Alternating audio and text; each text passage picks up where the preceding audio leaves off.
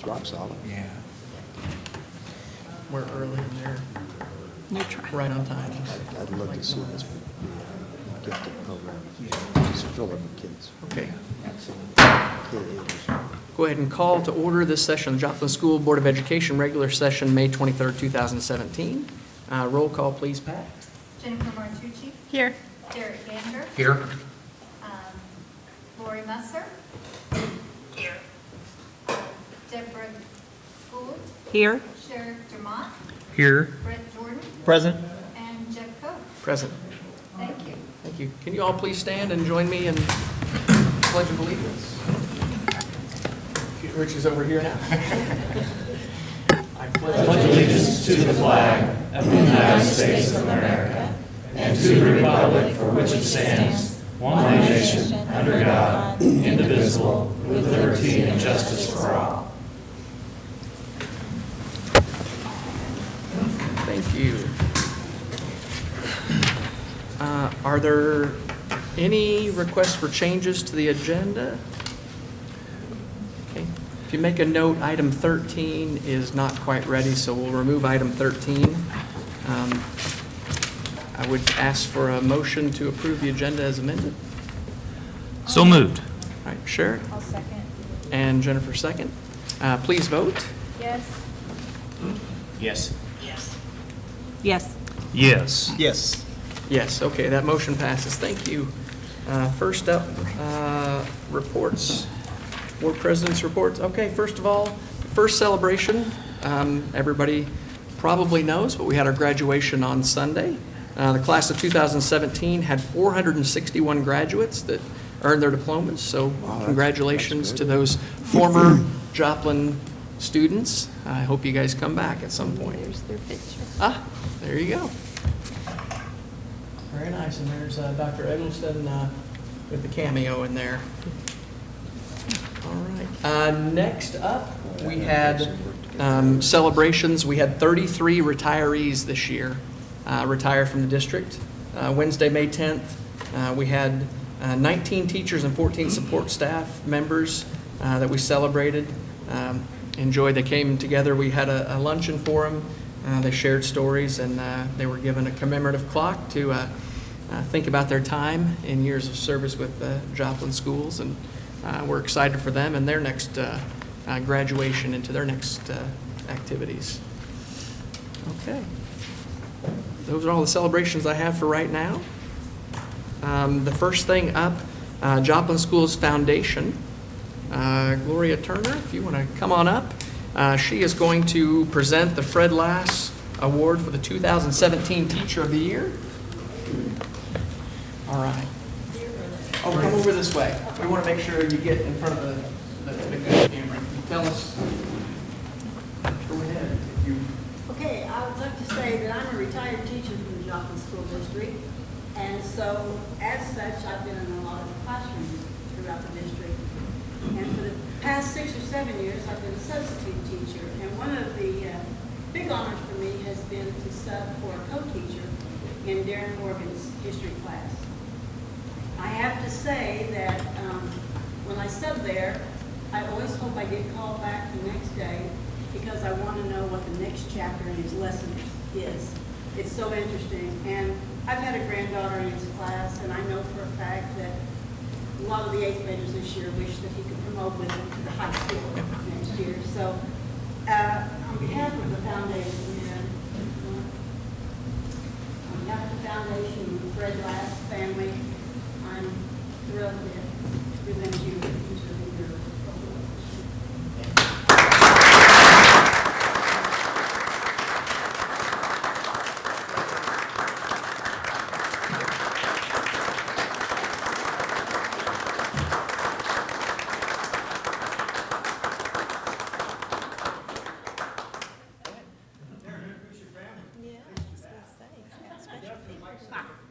I think we're ready for a lesson. Come on.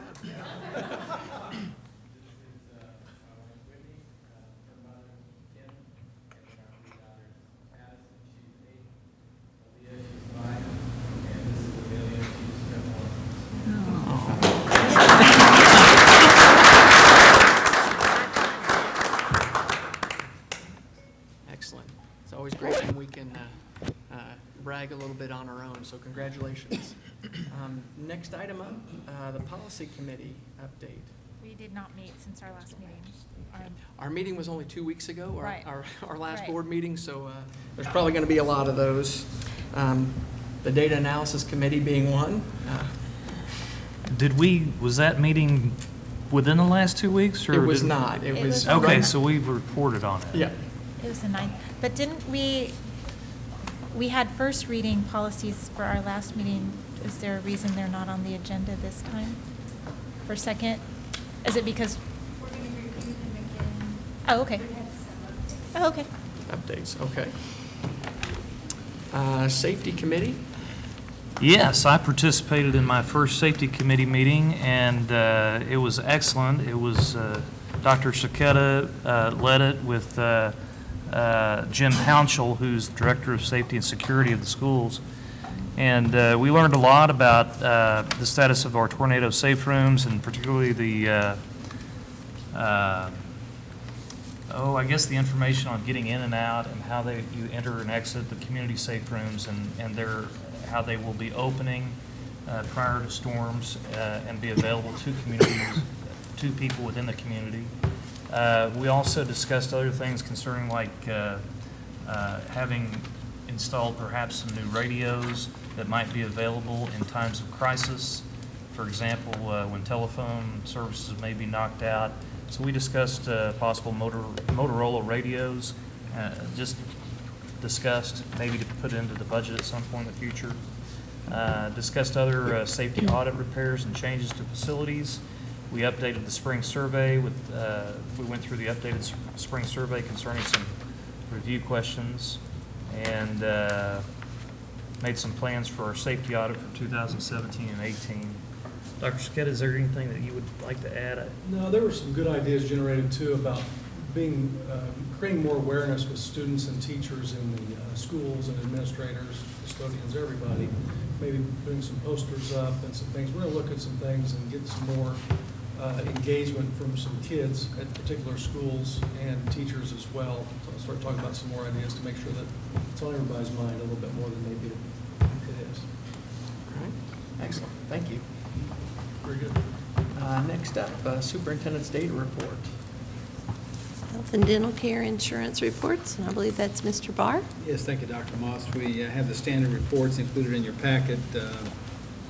Nothing really new. We do have a report later on health and dental coming from the Employee Advisory Committee, but just your standard reports enclosed, and the plan continues to do well this year. Any questions you might have? It's doing really well. Yeah, very, very well. People are healthy.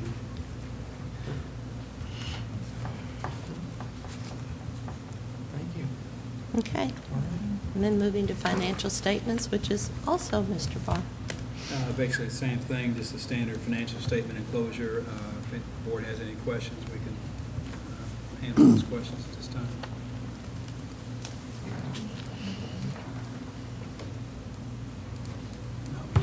Pretty much, okay. Other than that, No questions Okay. there? Okay. Compensation agreement between Joplin Schools and the National Educational Association. And Dr. Langford, you and Paul Barr on that one. Crystal Stokes, if Crystal can come up. Will Kiss come in? Yeah. I have always said sister. I saw how you made him come up. I did. Yeah, he just went. Made phew. sure he came up with Yeah, it. I saw that. I Okay. need power numbers, people in power numbers. How are you tonight? Good. Good. I'm Thank glad. you. JNEA respects the process of the negotiations with the district team. The negotiation team with JNEA accepted the proposal from Dr. Langford and Mr. Barr and took it to the teachers for ratification. We unanimously ratified on Thursday afternoon. We ask that the board accept the ratification from our teachers, counselors, and librarians. Excellent. Way to go. There you go. Thank you, guys. That's a big vote of confidence. Would you Is that want- as an action item in the regular? Yes, we wrote it up as an action item. I just was going to ask Crystal if she wanted to mention the other members of your negotiating team? How many Our people did you have? Sure. Our negotiation team consists of Wendy Hennedy, which is our elementary/sped advocate. Tina Giles, she is from our middle school, and she also branches out. She's on many committees. Will Keskamothy, and Will, Tina, and myself were on the negotiation team last year, so we would have consistent membership. And Will is from the high school. He's also, I mean, it's Will Keskamothy, people. We all know him. Kes. And then my name is Crystal Stokes. I'm the JNEA president. And then joining the administration team with Dr. Langford and I was Susan Smith representing the administration. All right. And if I would just throw out, I really have to commend the group that represented and met with us, as how seriously they looked at the information that was provided, and hopefully they have an understanding, we have an understanding of what their concerns are, and we do recognize that Joplin schools in the future will be having to look at ways to deal with some issues that are pretty obvious. Well, thank you guys for the time and effort you spent. I know that there were quite a few late nights and meetings, and I think everybody took it on with a sense of professionalism because it's something that had to get done, and you guys did it, and it sounds like with the unanimous approval, that's pretty exciting. We took it to the next step, that we explained the process to the members that come to ratification and anyone that comes to us with questions. We make them fully aware of the circumstances of the current budget and how that comes about. And again, I'll go back, and Dr. Langford was wonderful. He took our concerns and proposed something that was very reasonable. And we really appreciate that, truly. And we went to our membership and told them the same. We really appreciate your time that you took on that. Thank you. I wish we would have had Dr. Langford last year. Yes. I was going to ask for the We hope comparison, that he but can come since back you're next offering. year for our, because we go back into contract next Well, year. the only thing that I would say, and certainly Paul and Susan provided the information, I love to work with numbers anyway, but when we took a look at what their concern was and is and will be into the future, and we have the evidence that really verifies the need to do what was done with the distribution of the funds. And so I really think that they provide some information and insights, and then we were able to go back and validate their concerns, which are real, and then taking the money and spread it out that some way gets us closer to what we need to be doing. Excellent. Thank you, guys. We'll vote on it when it comes up in the agenda, but so don't leave yet. Good job. Thank you, guys. Thanks for being here, you guys. Okay. Yes. Is this item, it's an action item to accept the agreement? Is it an action? Yes. Well, it's got a I'm sorry. recommendation It does say. on the item, Okay. Or is it under salary schedules? but salary That's what I schedules thought. is item The 6. salary but schedules we are have to broader approve. than this. Separate than this? Yes. Okay. All right, well, then, hey, we'll put it right here. You want me to move it? If you would make that motion. Move motion to approve the agreement? Okay. Motion by Deborah, Second. second by Sherry. Any discussion? Please vote. No. Yes. Yes. Yes. Yes. Yes, that motion passes. Okay, thank you, guys. Okay, and then the next one we have is Joplin Schools and Joplin Educational Support Professionals, and that again is Paul Barr and Carrie Saketa. Okay, I want to get maybe Sherry and Charles up here if you could. We started working with the support staff in March, and what our goal was try to replace a set of procedures and a quasi-agreement, if you will, that we have had for a long time, okay, and really have a firm collective bargaining agreement. And what we wanted to do was sit down over a series of long sessions and really discuss everything. And I want to give a big thank you to Susan Smith, Paul Barr, Ron Langford, Dave Pettit, and of course our representation, Dwayne Martin, Sherry, Annie Smith with UniServe, and Charles Devon and Powell really worked with us really well. I thought we had a very good process all the way through, everybody was really looking forward to making sure that we could work together for a long period of time. One of the things I'm very proud that came out of it was Labor Management Committee, a group that from the administration side as well as the union, sitting together and talking and working throughout the year. And we're going to put that That's into good. play Yeah, here that's a very good soon. strategy. So I think that a lot of things that maybe would have happened over the years Advisory. could be solved very quickly, or differences of opinion, or maybe confusion about different things or procedures. And really, the whole idea is for us to work together. I was very pleased to hear the sports professionals' interest in professional development and doing things district-wide and really working in a team atmosphere, and that's our goal too. And so I think that came about very much so. Anything for you guys? Anything you guys?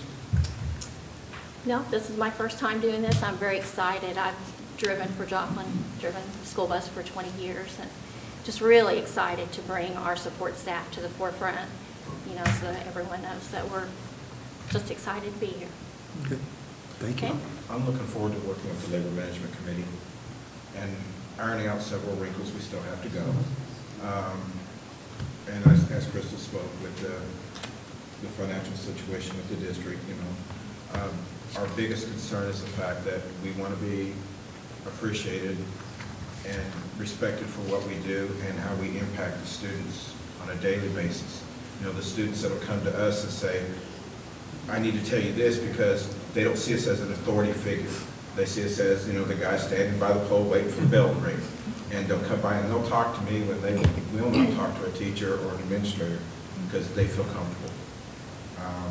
That's why I'm here, and I do a job for that. Someone important to me said, you guys are the most important part because you can set the tone for the day for all the students that step Yes. on and off that bus. So the teachers, I think they appreciate the way that you've taken the professionalism and you take your job seriously and you listen. And if they've got a complaint, I'm sure you don't, or a comment, I'm sure you don't say, don't worry about it. I'm sure that you're first to try and solve it. So we appreciate the time and effort you put. I had a student this year, very self-conscious about his hair. Finally got it cut. And he came to me, he goes, what do you think? I said, what do you think? He goes, I like it. I said, I like it too. He goes, well, there's been a lot of people tell me I don't look good. I said, tell them there's 3 other ways they can turn their head. And he loved it. That's something he didn't think of. And when I signed his yearbook, I signed 3 other ways to turn your head. And he remembered it immediately. Very nice. But we are very proud of the work we do. Well, Very much. congratulations. We appreciate them. Okay. Great, appreciate it. And we Thank have you an for your action item service. Thank you, guys. To approve that agreement between Joplin Educational Support Professionals and Joplin Schools. Is there a motion So moved. by Sheriff and a second? I'll second. By Brent. Any discussion? I have a question. I told Carrie I was going to ask this question. I know what the district got in this. What did our support staff get? What did they consider a win in this agreement? That's a good question. What do you consider a win? I hope that they would say, one of the big things I think that was a win for them was the Labor Management Committee. No question. I think the understanding that we're going to be talking a lot more. I also think that our look at the salary schedule was also a win. And the fact that moving the needle as far as showing some more appreciation for years of service in the district, and our look at that. And I also think the trust and cooperation that hopefully that we develop over that time, that will continue to get better over time with working with us on a more continual basis and having more conversations about things that we all are interested in improving. Did we compromise? Did we compromise? Well, I think we compromised. I think both sides did a lot of compromising. I think we started out with the administrative guidelines as an opportunity to look at what's been done in the past, and there was a lot of give and take from both sides, I believe. Just as a process point, both the teachers group and the support group individually ratified their agreements prior to the board meeting tonight, so just as a process, in case the public's not aware of that. Yeah. Yeah, I understand that. You guys are bargaining for the board, and I'm on the board, so I just want to know that I compromised, that we gave up some, that it was give and take. It wasn't Right. just us saying, no, this No, is how it there's no is. question I about just, you know. I think there's a lot of interest on both sides in getting to an agreement, but I also believe that we both came to understand both each other's interests in some different things when it comes to days, when it comes to salary, when it comes to more discussion about certain topics, and also about some things in the previous set of guidelines that may not have been as conducive to the whole process as we'd like. So, What's happening with agreements across the country, by the way, in a lot of unions, it's all about a culture of getting better as opposed to a culture of control. And so I really feel that that foundation was set by both the teachers as well as the support group as far as having a culture of focusing on always getting better. That's what that management team does, always getting better. So that's really the difference, I think, from the past unions to what's really like right now, so. So Can I ask a here's question, my last too? question. I'm sorry, my That's last okay. question, and then I'll be quiet. Your labor management committee, is that sort of the meet and confer that it used to be, or is that something different? it's going to be more about procedures and everything. We won't be opening up the agreement and talking about it continually, but just daily things like the way that something's done in a building, or rules or procedures, or a way to make things better. I'll give you an example. Last couple of days, I've been talking to both Mike Bevis and Dave Pettit about some things, about their goals, okay? One of the things that we would like is that the custodians and the bus drivers participate in the creation of those goals and be able to unify about what we're trying to accomplish in the district, and them to help us create those goals and those action plans to get better, and that they would also own that, but more importantly, a lot more input would come from them. And that was a big discussion we had, and that's a perfect example of some of the things that utilizing the expertise we have, the leadership we have in the buses, in the buildings, to help make things better district-wide. Just to add to that, I think one of the words in the agreement, the key words about that committee is communication. Of course, we all know how important communication is, or miscommunication can be, to employee relations or anything else in the company. So just to have that ongoing monthly or quarterly, whenever issues come up, that communication body should really pay dividends. That was my question. I just wanted to make sure there was a constant, ongoing communication with them so that we can prepare ourselves when these come down to the wire. We are well informed more than a week or two prior to. So I think that's a great way that we need to continue that process. So I think that's great. All right, if there's no further discussion, please vote. No?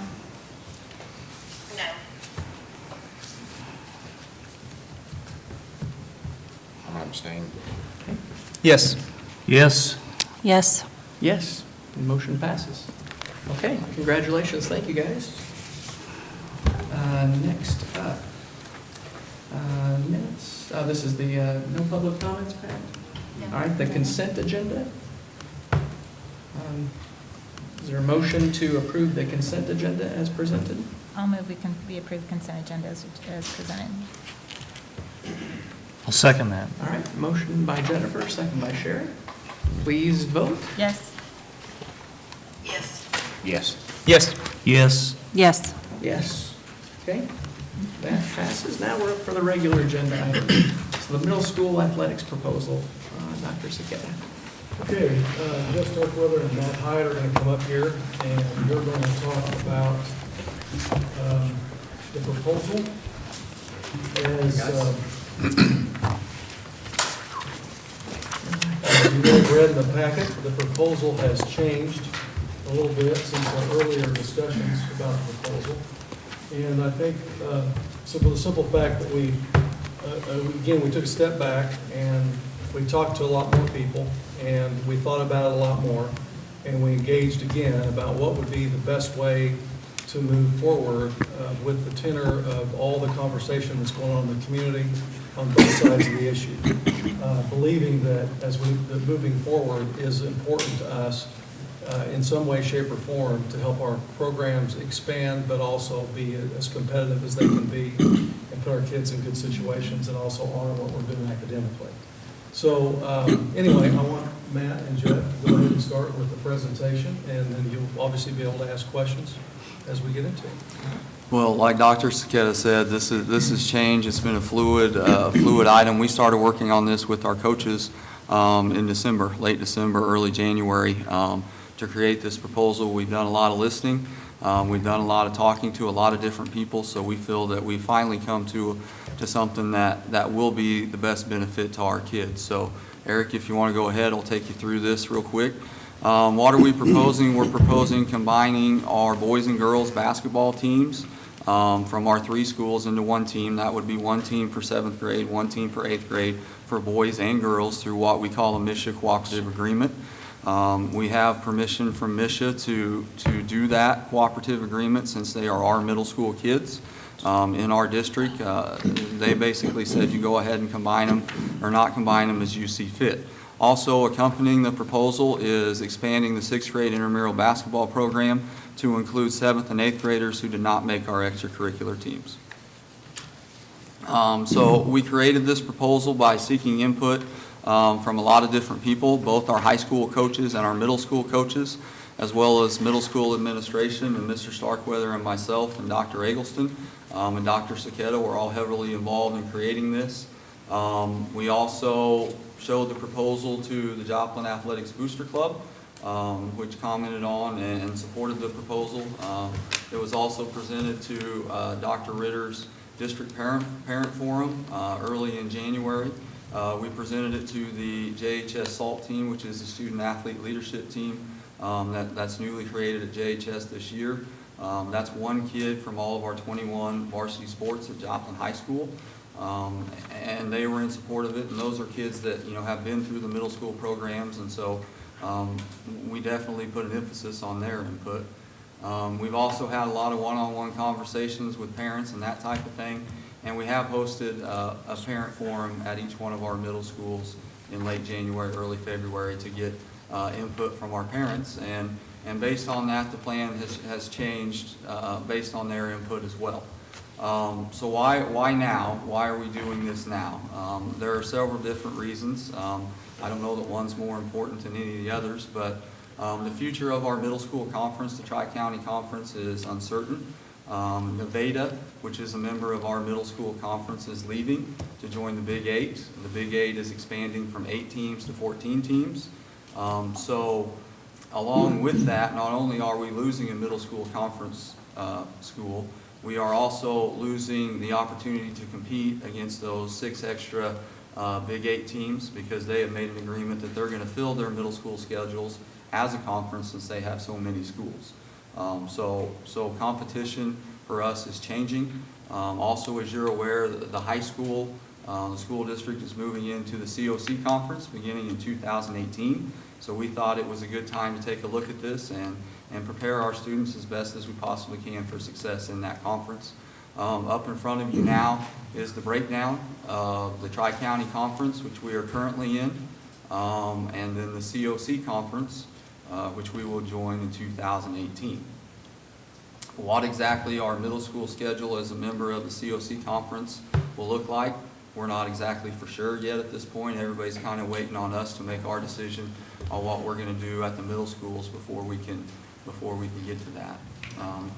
Other factors that are important when we created this is we don't want to lose sight of the purpose of education-based athletics. That's important to all of us, that our athletic programs exist as a way to make our kids well-rounded and help them achieve higher in the academic area.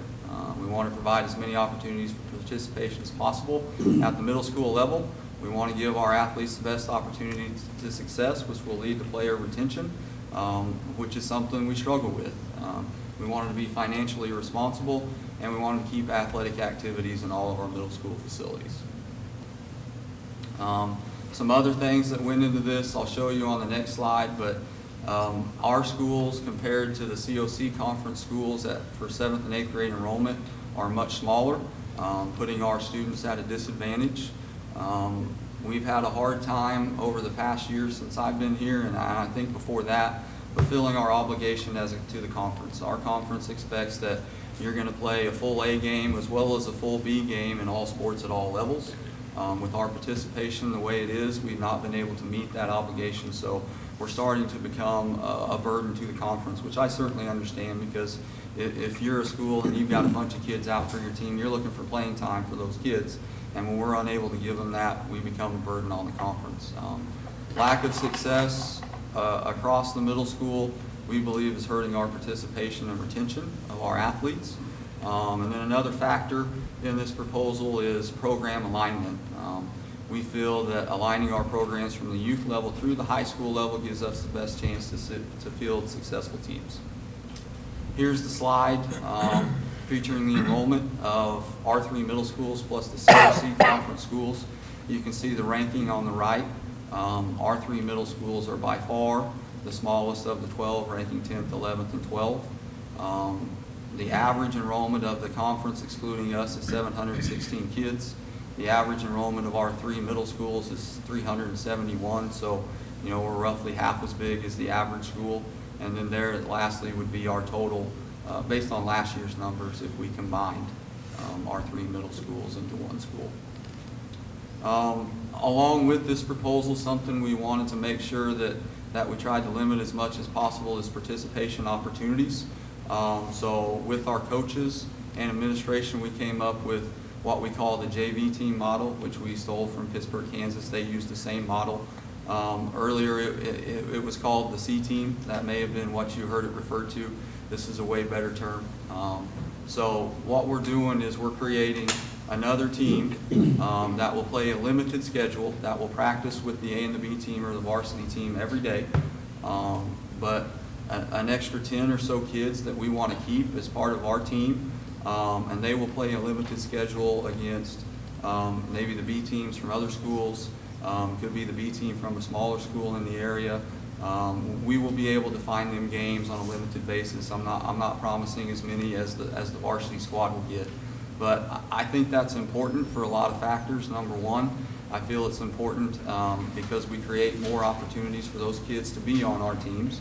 Number two, in talking to our middle school coaches, one of the hardest things for them to do is, when we pick our 15 basketball players at the 7th grade level, it's really not, who's your best kids, it's that next group of kids. Kids develop at a different rate, and projecting what that kid's going to look like when they get into high school is very tough. So keeping extra kids as part of our team, we felt was very important so we don't miss the late bloomer. And athletes would have the opportunity, if the proposal is passed, you may start on that JV team just like you do at the high school level, but if you're improving and you're passing up the kids that started on the varsity team, we'll make that switch. It would be very similar to what we do at the high school. We want to reward kids who are improving, who are getting better, and make sure that their efforts go rewarded.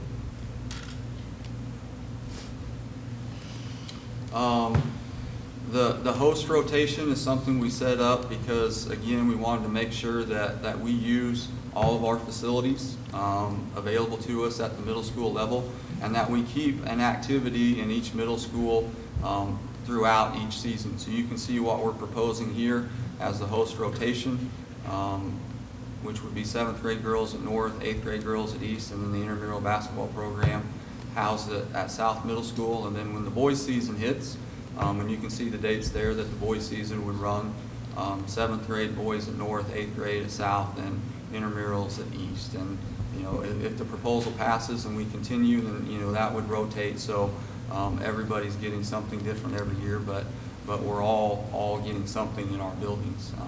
Also, too, as the COC conference changes, we are anticipating the conference moving to longer winter seasons beginning in the 2018-19 school year. The Springfield area COC schools do that now, and what I mean by that is the winter seasons would be similar to what we would do at the high school, where girls and boys basketball would go during the same season, roughly November through February. Also wrestling going at that time too. As you can see right now, our seasons are set up differently, where girls basketball is first, ending in early December, and then the boys pick up and go through mid-February. One of the things that had to be worked out for this all to work is transportation. So we will be running shuttles as part of the proposal from each middle school to their host site. For instance, I said 7th grade girls would be housed at North. So 7th grade girls that are on the varsity or JV team from east or south would ride the shuttle bus to North. A bus from North would bring the girls that are going to east, and then the intramural girls to south, if that's how it's set up. One thing we want to do is not put any more burden than we have to on the transportation department.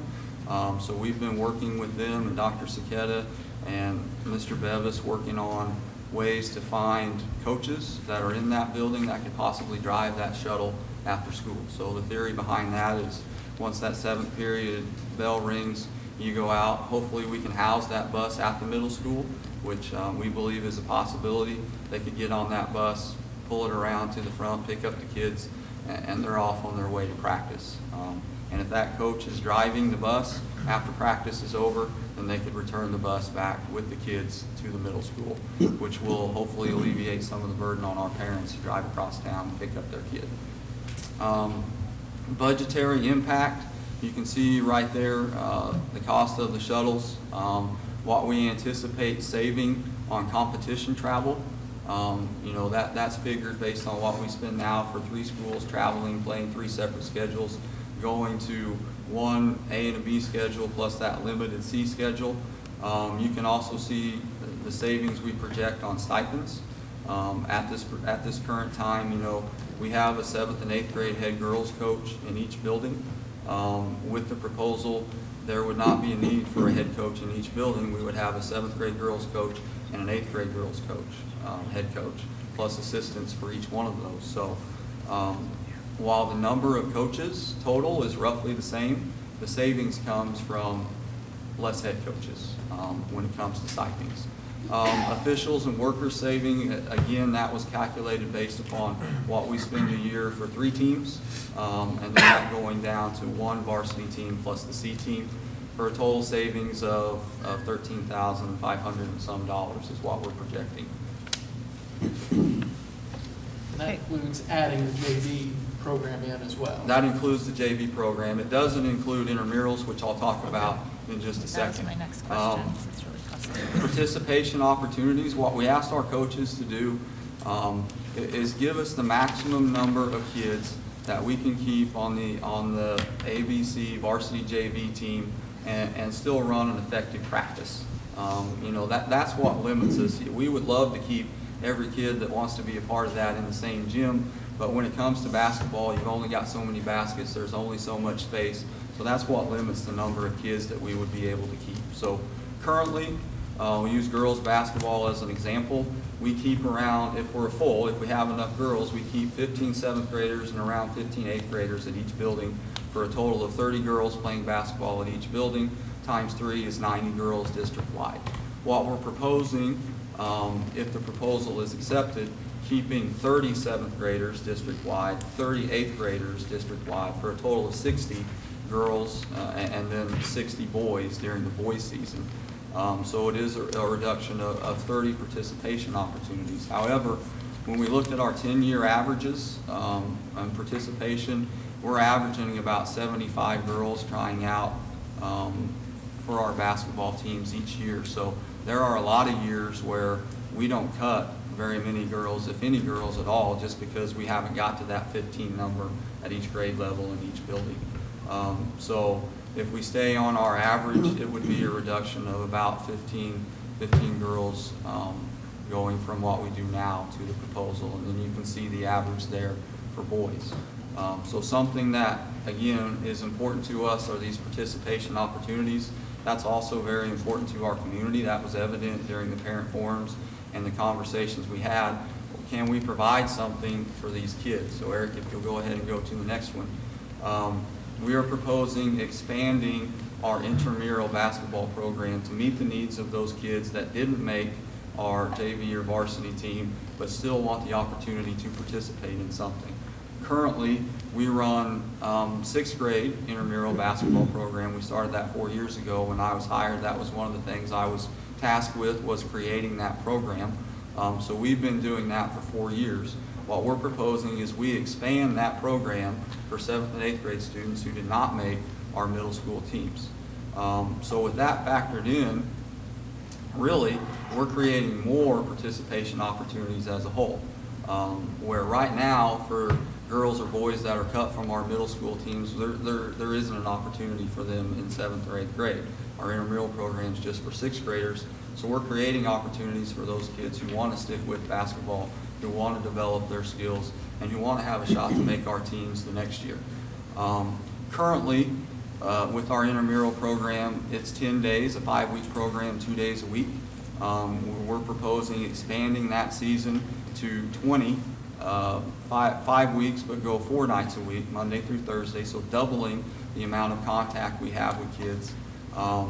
And again, the focus of that intramural program would be less about competition, but more about skill development. So we're trying to get the kid caught up who maybe hasn't played a lot of basketball, and get them caught up, and as well as give them an opportunity to participate in something and be a part of something. Harry. So here's an overall snapshot of what we are proposing with the intramural cost estimate. And you can see $9,000 for stipends for our intramural coaches, and I would caution us that could fluctuate a little bit. Hopefully, you know, if the intramural program takes off and we've got a bunch of kids in there, we need to make the commitment to be able to staff that to an appropriate level to meet those kids' needs. Yes, sir. Matt, you bring up a good question. Do you have a cap on the number of kids who can participate in the intramural? No, sir. Just as many as they want to? As many as want to come out. We'll take, I mean, we'll if 100 take any kids kid. show up, or how are they going to get on the shuttle? I mean, Do what? if 100 kids show up, how are you going to put them on a shuttle? I mean, We would need to add shuttles then at that point. You know, we have experience with that. You know, we Okay. did that over the tornado, and, you know, we know that we can put around 50 kids on a shuttle, and if we need to do another one, then we would need to add that shuttle. I think that a good indication of getting into the intramural program would be trying out for our 7th and 8th grade teams. So are you going to require kids to try out for the team to be an intramural Sure. player? That is my wish, that if you try out for our 7th and 8th grade teams, and if you don't make it, then we have the intramural program for you. Thank you. But again, that's my wish. Obviously, that's up for input and up for debate. But I think, you know, for the kid who's willing to try out for that, then we would have the intramural program there for it if they don't make our teams. So we're projecting a savings to the district with intramurals of about $2,500 based upon how we are set up now. Again, that could fluctuate a little bit with if we need to run an extra shuttle. Hopefully we do. That's a good problem to have. If we need to look at maybe adding an intramural coach based upon numbers. So, And that intramural team would have the Joplin Eagles across their chest too? yes. And would play local teams? No, the intramural program would not play They would local play teams. each That other. would be more of a, Okay. yeah, you play each other, you know, the students from our district. And you know, we asked for the $1,000 supply budget to be able to not only get them that jersey, but, which we have some already with the intramural program we have now, but also to be able to afford workers and referees and set that up, you know, just like a game. The only difference is you would be playing other Joplin students instead of somebody from another district. Which is what they're doing right now when East plays South. In our intramural program, Yeah. yes. Currently, right now, they play within their building, except for the last day of the season where we run a city tournament where they play on a Saturday, where they play kids from other buildings. The difference is right now we run intramurals after basketball season is over, during track season basically, because our gyms are available then. With the proposal, we would run 2 separate intramural programs, one during girls' basketball season, one during boys' basketball season, bus those kids to that location. And the reason is because there isn't any reason we can't move a kid from intramurals up to the JV or varsity team based upon need. If we have injuries, if we have academic issues, if we have a kid quit the team or something like that, we can move a kid from intramurals up to our JV or varsity team. Matt, do you anticipate the different grade levels to be segregated, or? Yes. That would be our goal, is to keep sixth graders competing against sixth graders as much as possible, seventh against seventh, eighth against eighth, because for a lot of kids, I believe there is a big difference between sixth grade and eighth grade. So, yes, we would want, when we go against each other, we can do drills together, we can, and that type of thing, but when it comes time to play, when it comes time to do a 3-on-3 drill or something like that, we would certainly not want a sixth grader, who hasn't matured yet, going up against an eighth grader who can't. Okay, so, and we've talked about this, but please explain how, so a kid tries out for our team, they don't make it, so they get offered interest, to play intramural. Mm-hmm. How does that kid move up to our team? What are you going to do for that kid? How do you know? They come out next year, oh, that kid still sucks. Or, I'm not being, Sure. but how are you going to bring these kids along in that intramural program to get them to where they're good enough to play for Joplin, which is the goal? Well, that is the goal, and I think that if we're able to do that's what shows success in the intramural program. Not only participation, but the fact that we are improving the skill of our kids that are a little bit behind. But in talking with our basketball coaches, we want to track kids. So, for instance, any kid that tries out for our middle school basketball team will be evaluated based on a set criteria. I gave you an example in the board packet. If that kid does not meet the criteria to make our middle school team, that's when we hand that evaluation, and our coaches are going to be telling those kids, hey, you didn't make this team, but you need to be part of this intramural program. This is what you need to work on. Here's your evaluation. And then we'll track that kid all the way through. At the end of the intramural season, we'll do that same evaluation again on that kid by the intramural coaches, and we can show them, hey, you got better at this skill, still need to work on this, still need to work on this, got better here, and show them exactly what they need to do, exactly what they need to improve on to have that better chance to make our middle school team or high school team if they're an eighth grader the next year. Is that similar to what we do with remedial classes? I would You say take a so. remedial I'm class, certainly you not get an better, and expert then you in get that, into the but- regular classroom, so it's Sure. not a different concept, it's Right. something we're already doing? It's like our RTI program. I mean, Yeah. it's, Okay. Joplin's large enough that we would have that opportunity to take 90 kids or 60 kids or whatever that number is and say, okay, the ones that are excelling right now, they can, if this was a math course, the 15 that are excelling can go compete in math counts, for competitions. The ones that are on the lower end can just work on multiplication facts. So in basketball, you're working on dribbling and ball handling and form shooting and things like that. And then, of course, everywhere in between. So Joplin has a unique opportunity because of the number of athletes that we can actually disperse them according to their talent, like A team, B team, C team, and then the intramurals that will benefit, skill development and such. So just Sure. like our RTI programs in schools. Right, and that's one reason I feel, that trying out for that seventh or eighth grade team should be what you need to do to get into the intramural program, because we have that initial evaluation, we have that baseline data right there that we can go off of and track kids. Our coaches evaluate kids every day. I mean, that's part of coaching is evaluating kids. What we want to do a little better job of with this program is putting that down on paper. And showing the kid on paper exactly where you fell short, what you're good at, what you're not good at, and this is what you need to do to work on, and we're going to give you an opportunity to do that with the intramural program. Can I ask, what expectation do we have as far as providing, okay, so this is, did you say 5 weeks, or that's Yes, just it, ma'am. right, 5 20 weeks? days, 5 Okay, weeks. so as a coach, I have a season, and I expect my athletes to train the rest of the time. They don't just go that 5 weeks, and then, Correct. next year, season comes around again, okay, well, I have an expectation that they're going to do strength training, they're going to do other things during the rest of the year so that the next year they come to me ready Sure. to get back in. So what do we have as far as our program goes as an expectation that, what are we going to do to keep these kids, so we teach them the skills during those 5 weeks? What happens the other 47 How to weeks of the follow year? up with them. Yeah, Sure. how are we, I know that that's something that Webb City does with their sports. They train their athletes year-round. Sure. They have that expectation of them. So what expectation do we have, either of ourselves or of the kids, that's going to keep them, so those skills keep improving, so by the time they come back to us next basketball season, they're going to be better and feel more confident and have, Right. be top of their game? That's a great question, and I think the answer to that question begins with being explicit about what you need to do to improve, and that's what our goal is with the evaluation system. But beyond that, our high school and middle school coaches, we're talking about basketball, they run open facilities throughout the off-season. It's as being around high school athletics, that there really is no off-season. We're providing opportunities for our high school and middle school kids to improve all the time, and those opportunities are open to anybody. An open gym is open to any kid, in the district.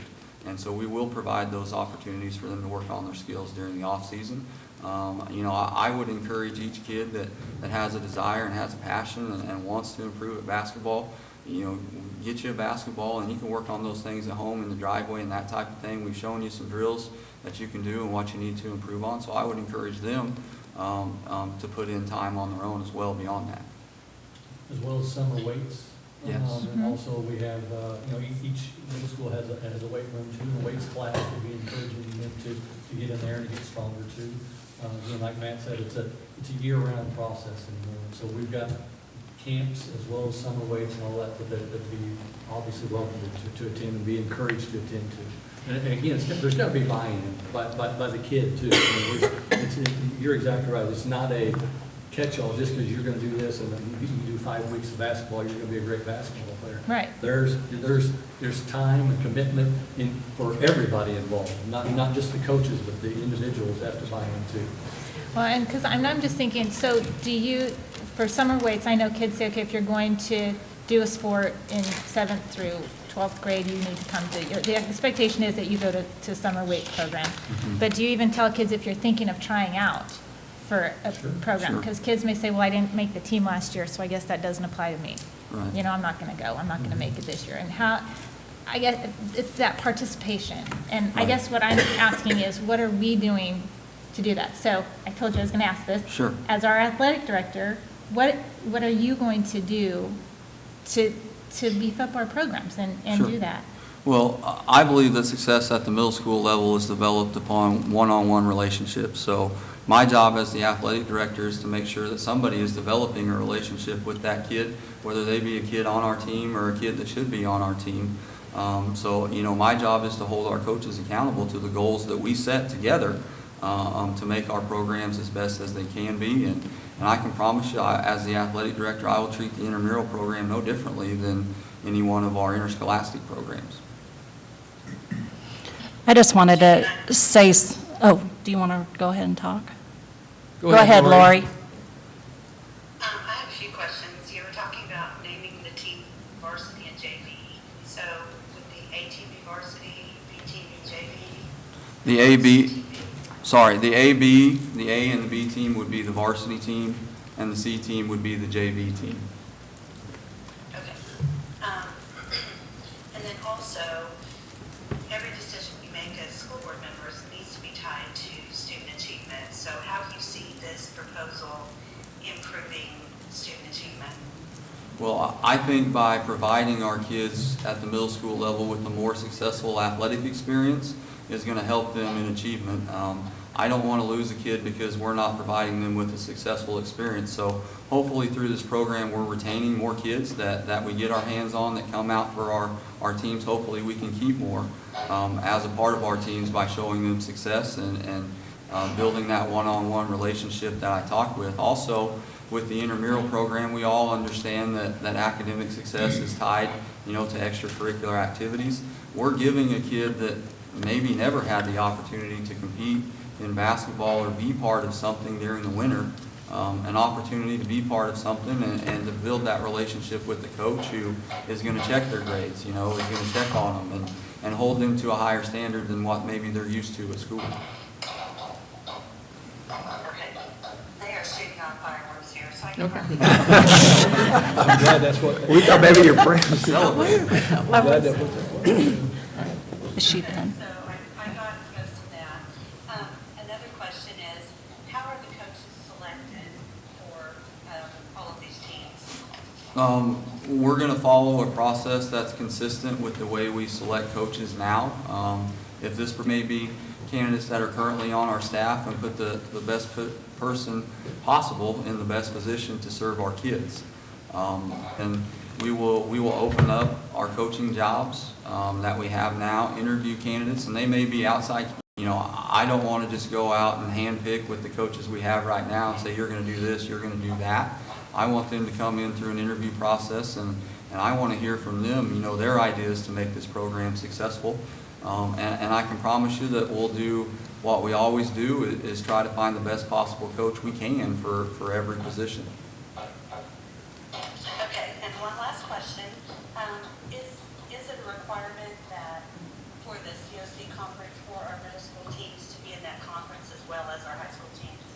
That's never been directed to us, so I can't answer that question, but when we joined the COC, the COC is a high school and middle school conference. It is, yeah. It's different than the Ozark Conference that we're in right now. The Ozark Conference is just a high school conference, obviously because of the travel that's involved at the middle school level, but there is an expectation from the conference that we compete at the middle school level in that conference in some form or fashion.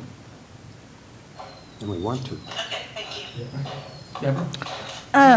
One of the questions that I want to know is how are we going to measure the success of this? Say we all go with this. How long is it going to take for us to know that this is the way to go? I mean, are we going to be polling our parents at the end of the season? Sure. Can we poll the children? Yes. Because I think my biggest concern of the whole thing is the kids. And I was a child that I made JV, but I sat the bench.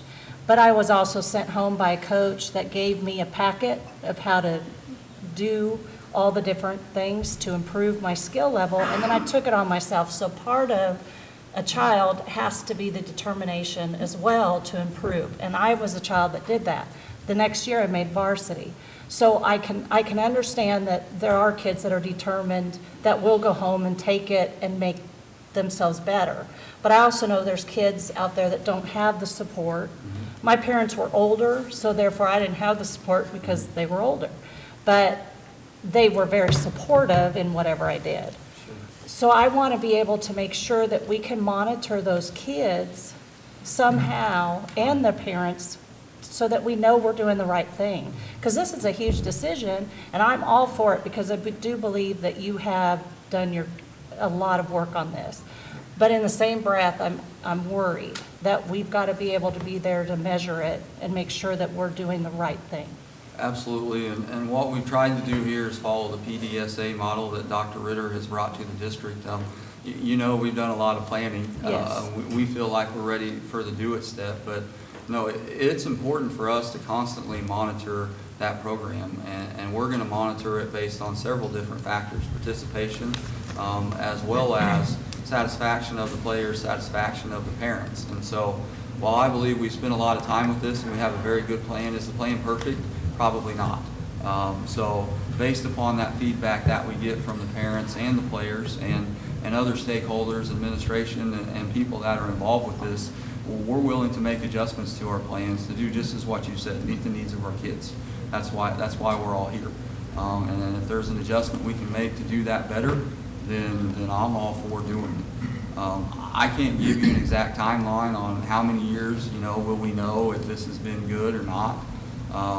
What I can promise you is that we're going to monitor it, and we're going to collect data, and we're going to make changes based upon the experience that we're providing to our kids and our community. Along these lines, I gotta get up on a soapbox for just a second. Okay. And I apologize in advance, but when I was a boy, we had two high schools in this town. We had Joplin Memorial, which we're sitting in right now, and we had Parkwood, and we enjoyed some success in athletics at the time. No thanks to me, but Parkwood was notorious for having fine football teams, and we occasionally played basketball okay over here, and really both teams succeeded at different levels. I don't know what is happening in Joplin in the 30-plus years since I graduated or at any time, but it's been a long time since I was playing sports, and there's obviously some frustration in our community with the level of success that we're enjoying as Eagles. Yet if you go to Jung Stadium on a Friday night, it's packed. I mean, we want to succeed, and we have success, and we have people who will support athletics in this community. So I don't really understand what's going on. I don't know what precipitated this particular initiative that we're discussing tonight. I don't know if it was just coaches, if it was everybody. I realize that you spoke with parents, but I don't know if kids were coming to parents and saying, I hate playing, or if they were coming to coaches and saying, boy, I really wish that so-and-so wasn't on the team. I don't know. I don't really care. But before we vote, I want us to look at the rankings of schools that we gave in terms of population and realize that the populations of our schools do not correlate with success. One of the best teams in football in this state is the 7th largest in this new conference that we're talking about. And some of the larger schools do not necessarily enjoy that much success athletically that I'm aware of. Correct. And so when we think that we're going to all of a sudden become competitive because we are consolidating these middle school athletics, I don't know that that is anything that we should expect to happen. And in fact, we will, when you look at your numbers, you're right. We were the number 10, 11, and 12 size schools on that board. But when we combine, we will be far and away larger than the largest. We will be the current largest. We will be the largest by a few hundred kids. And so I want you to know that I'm with you on it, but I want you to know why I'm with you. Okay. I'm with you on it because I'm getting a lot of, this is one of the few issues that I'm hearing a lot from the public about, and I get it from both sides. The reason I'm really with you, I think, is because we're not doing a good job in our B programs to basically meet our competitive requirements with other middle schools. That bothers me. I mean, if we're going to send kids out there, we want them to be able to be competitive and field a team as our competitive teams expect us to be able to do so. Sure. So we now begin to meet those B team requirements. I also like the idea that the intramural program gives the opportunity for kids that may not have had the opportunity to play before. And I think that's a lot of fun. When we've talked about this in the past, I've made kind of a big deal out of this intramural thing because I don't know what it is. We didn't have it when I was a kid. You've got it in 6th grade right now. When I was in 6th grade, we were still playing boys club or YMCA ball. Right. So I hope that the district will embrace this. The coaches will, if we pass it. I don't know if we will. But I hope that kids will recognize intramurals as a real opportunity to continue to play. Sure. Because we go through a lot of changes between middle school and high school. And we are really not physically the same human beings when we're in 6th, 7th, 8th grade as we are 9th, 10th, 11th, and 12th. And for me, I mean, I kept growing, and I was still growing a little bit in college. So, we're all different, and it's hard to fit things. I don't understand why it's not working today, and I appreciate that we're taking an initiative to try to improve the experience.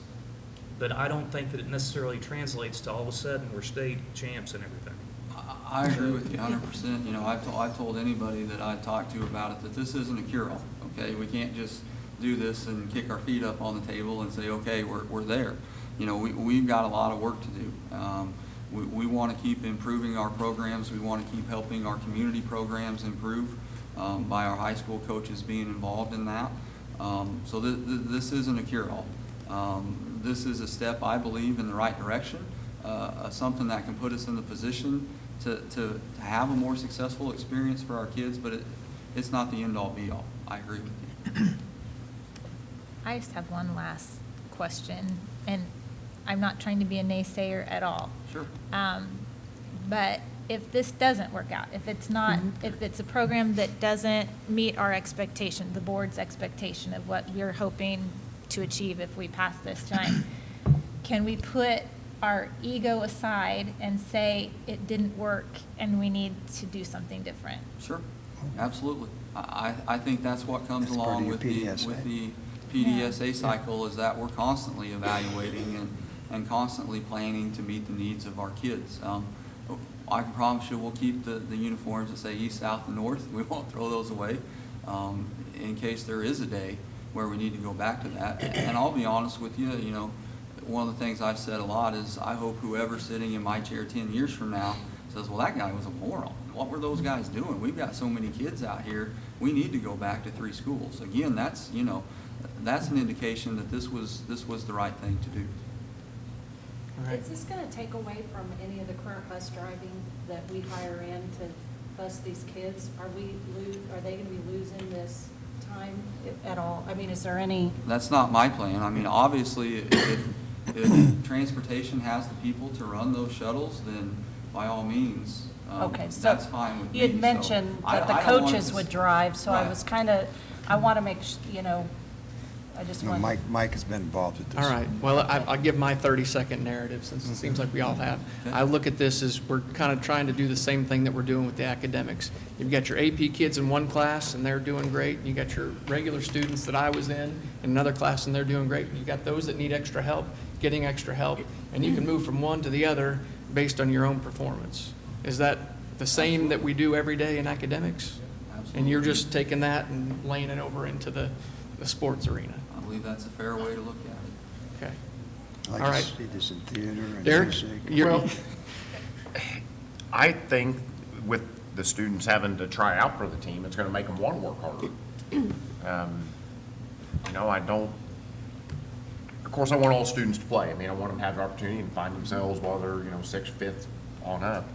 But I think having to try out, and I think the parents need to maybe help out a little bit as far as, hey, if you want to play, go practice, get your homework done, go practice. I mean, that's where I am with my 8-year-old right now with soccer. I think it's a good deal. And listening to you, I'm pretty confident in it. I mean, I want us to have tried. I don't want it to be a participation trophy, and that's where we send our kids off in line.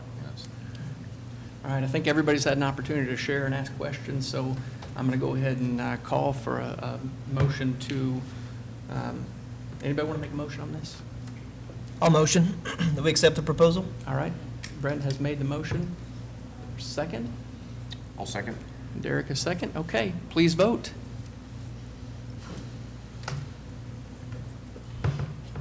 Yes. Lori? Lori? Okay. Yes. Yes. Yes. Yes. Yes. Okay, that motion passes. Congratulations, you guys. guys. Got to see this Make in us all the proud. sports, by the way. Make that intramural thing awesome. This kind of Yes. organization, including theater, music. I'm Next sorry. item up. Good job, guys. Accounts payable. Yes. Paul? Thank you, President Koch. We've got the bill list attached for instructional materials, equipment, services, salaries, and benefits in the instructional support areas. We do have a larger bill list than normal this month because we altered the calendar in April, and that put another pay cycle into this meeting. So administration recommends the board approve payment of bills in the amount of $9,391,308.75. So moved. All right, motion by Sherrick, second by Second. Deborah. Okay, is there any questions? Okay, please vote. Yes. Yes. Yes. Yes. Yes. Yes. Yes, okay, that motion passes. Thank you. Next up, employee health and dental plan. Yes, this is a follow-on to the May 9th meeting when the Employee Health Advisory Committee reported to the board its report, which is attached to this action item. So tonight, we're asking, as we indicated May 9th, to consider this for a vote tonight to approve the rates for next year attached and the recommendations of the committee attached May 9th presentation. And I do have some information. We had a question last meeting about reinsurance. I'd be glad to share once you get to that point. Okay. All right. And this is for the health plan, health plan year beginning October 1st. Is there a motion to approve the employee health and dental plan? I'll make that All motion. right, Sherrick, and a second. I'll I'll second. By Derek. Okay, questions? You had a couple questions submitted, Paul? Right, we had a question about the reinsurance, and one of the recommendations, number 2 of the committee report, is to buy the 3 months beyond the end of the incurred year to pay claims. And the questions were, how much does that cost, and what's some of our history on that? Wasn't able to get a lot of history with the files we have and the length of time with the tornado and such, but in the 14-15 year, we had 2 claims that would have qualified for that coverage. We didn't have the extension, 3-month extension that year, but that amounted to $86,000 that we could have had covered had we had this coverage. Last year, we had no claims that were high enough. Now, keep in mind, the claims have to get over our individual deductible for that very sick individual of $200,000. So it is a fairly high bar that they have to reach to be qualified for a claim. So last year, we had none, and this year, year to date, we've got none just through 7 months of the year. So nobody's at the 50% level. Of course, we have 4 months left to go, but and the cost of the most recent purchase of that coverage was $60,000. Okay, thank you. Any other questions on the items? I have, yes. Okay. We've talked about our administrator, plan administrator. Do we take bids for that or not? We had just a couple or 3 years ago, we'd requested an RFP for that. And I think, yes, so it is something we go out from time to time and take bids, yes. How often do we do that? I'm just curious. It seems like there's no requirement any certain time, but it seems like 4, 5, 6 years we would go out and check the market. But I think the employee committee is probably, that's one of the things that they'll be probably advising on or getting involved in. I think Becky England has a survey out to the employees. Yeah, she does. Right now that's going to be reported to the committee as to about how well or not they like that service that might lead to something along that line. I'm just curious because they moved out of Missouri, didn't they, last year? They had set up a satellite office here, but they've always been processing claims from primarily their Muskogee office. And I guess when we closed the office, when the office closed here, I believe there was very little ripple effect in terms of, people still got their claims paid on time, and a lot of it was done long distance anyway. But yes, they had an office here for the first couple of years.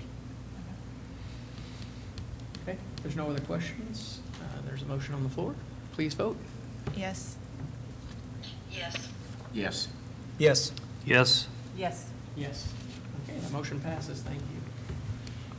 Next up, pre-approval routine budgetary items. Right, this is an annual item we bring this time of year for the next budget year, starting July 1. It's basically a request to, on a narrow basis, as described, allow the district to go ahead and make payments in advance of the meeting, a board meeting, and then bring those payments to the board meeting for approval, along with most all other payments that are not made yet, which is the typical way.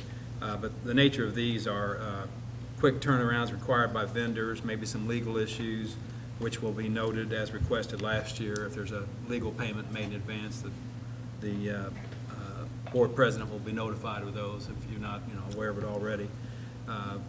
Reimbursing employees for quick turnarounds for their gas or their meals that they're out of pocket.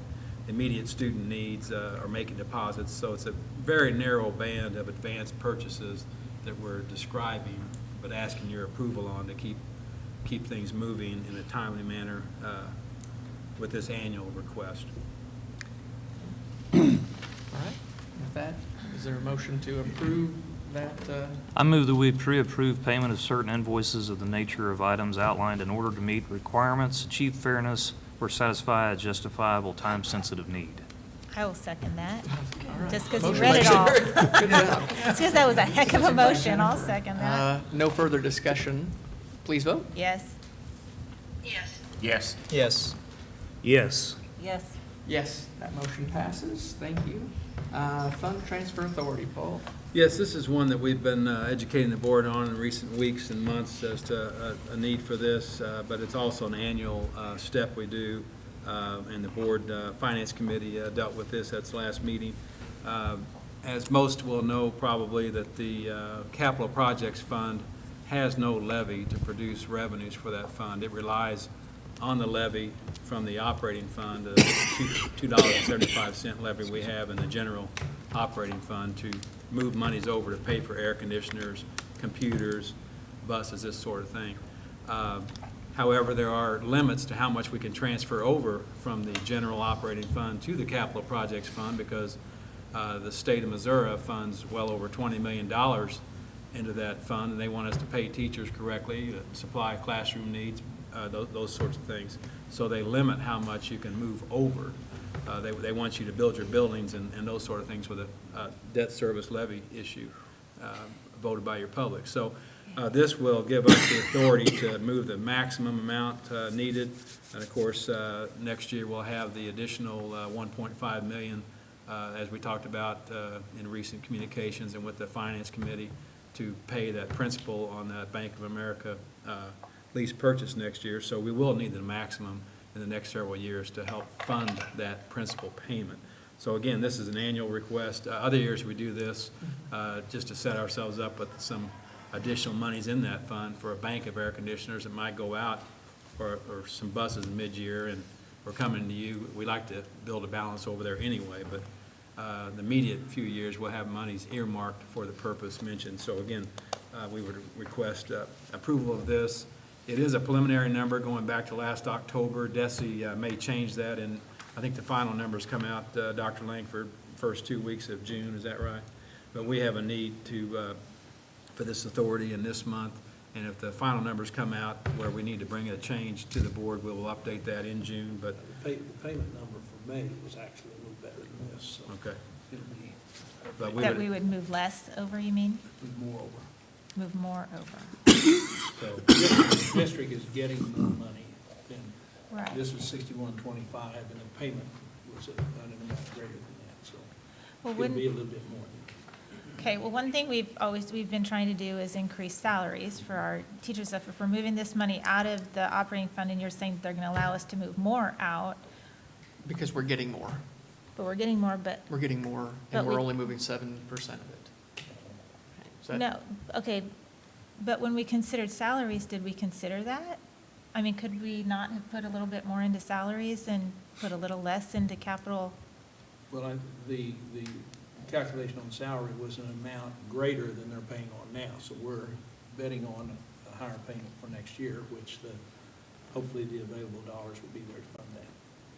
To So- fund capital No. projects to or fund the salaries? salaries that are there, right. Okay, I just want to make sure we're prioritizing things correctly. Because if the money's there, I think if we invest in our employees, maybe our buildings get taken care of even better, and we can push that money off. I mean, I just want to make sure that we're prioritizing things correctly, and not just saving for a rainy day. I mean, we've got to have that. Absolutely, but I think what Dr. Langford was saying is, we've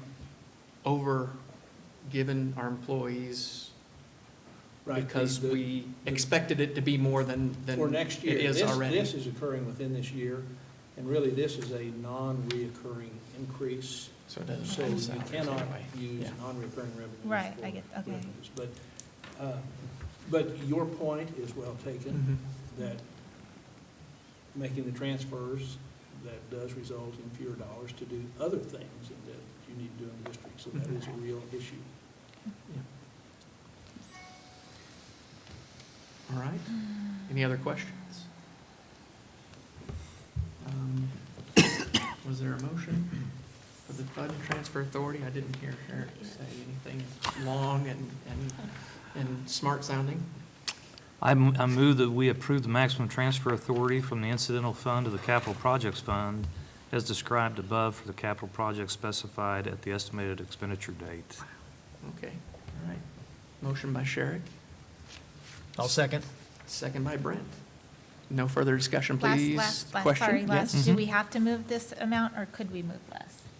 We're just approving, This that's isn't like the the actual. most you could do. Well, this is the most we could do, but we Okay. will transfer most all of this because of our, related to our Bank of America lease purchase. We'll be needing all of this to meet our obligations. And this is coming out of our operating budget. the transfers from the operating, not the budget, the operating, our budget is, the budget. It's coming out of our savings and reserves. Okay.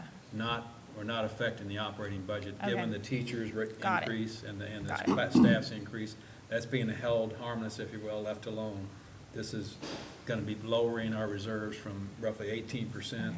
Over time, we may be down in the 10 or 12% range with 3 years of this to get that Bank of America lease purchase behind us.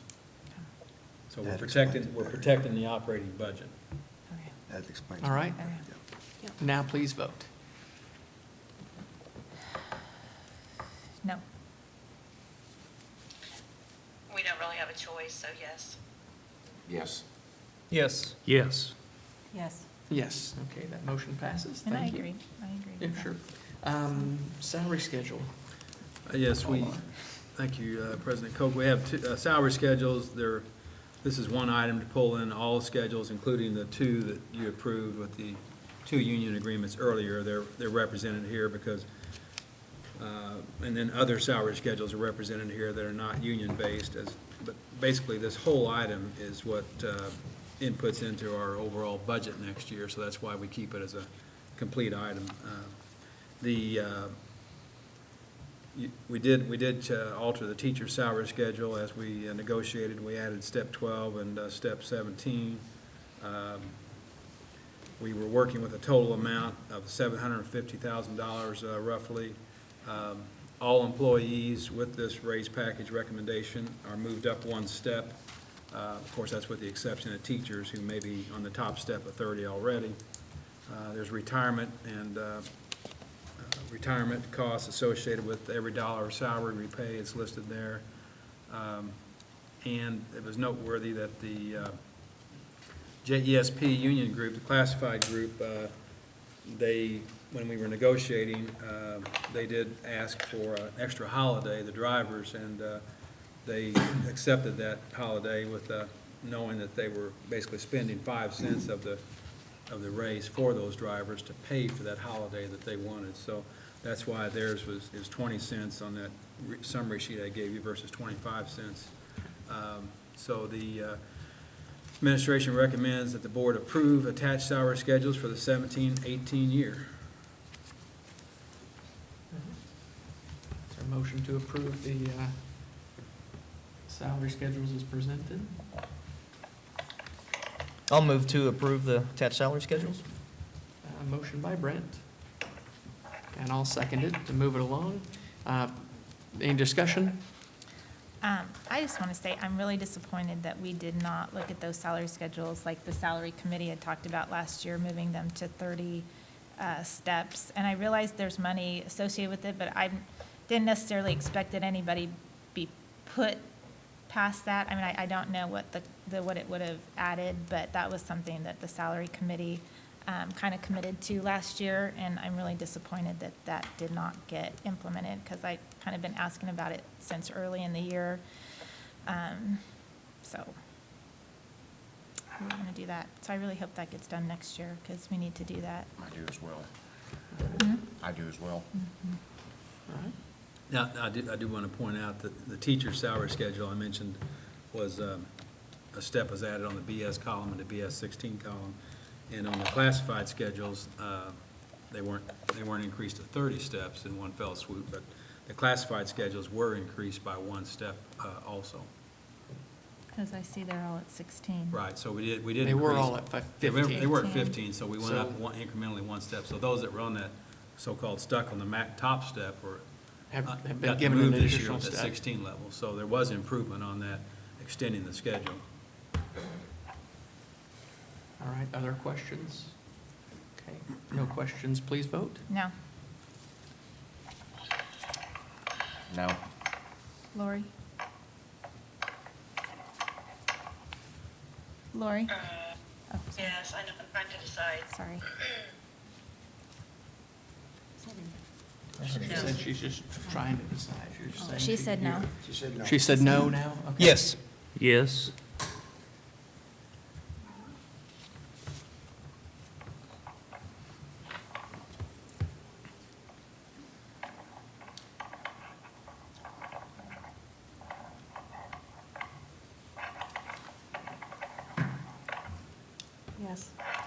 Yes. Okay, that motion passes. Thank you. Next item, business insurance bid. Yes, every 3 years we go out for our various insurance bids listed in the item, and we try to deal with quality companies as listed in the data piece of our action item. So our recap of the bid schedule is provided, as you see there, and the coverages, the total coverages for this bid packet would be, and it's provided by different, we have one agency providing 5 coverages and the insurance center providing workers' comp. Sum total of $691,000 approximately, slightly under this year's total for the same coverages. The administration recommends the board accept all bids as listed above for the business insurance coverages. Okay. I move we approve the insurance bids as listed on this sheet. I'll second that. Motion by Sherrick, second by Jennifer. Any questions? Okay, Yeah, please- you don't see them go down very often. Please vote. Yes. Yes. Yes. Yes. Yes. Yes. Yes. Okay. Good job. That motion passes. Thank you. Okay. Next item up, capital outlay budget. Thank you. The capital outlay budget, as again, went before the Board Finance Committee earlier this year, and we appreciate Kerry and his team, Dave Pettit, and working with the schools to help build this and prioritize it. The standard budget for our operating needs is retained at $1.969 million, the same as this year's budget that we're completing. The one difference is, as I mentioned earlier, with that estimated transfer item of $1.5 million for next year is a principal payment we'll need to make on the Bank of America refinancing, so that grossed it up to $3.469 million. So for a district this size, even though we have a lot of square footage that's relatively new, very new, it's a pretty, that $1.9 million budget is pretty lean, very lean. I think there's a lot of what you considered, Kerry had to go back to the drawing board a couple times, and really his initial priority list had to be pared down several times to hit that number.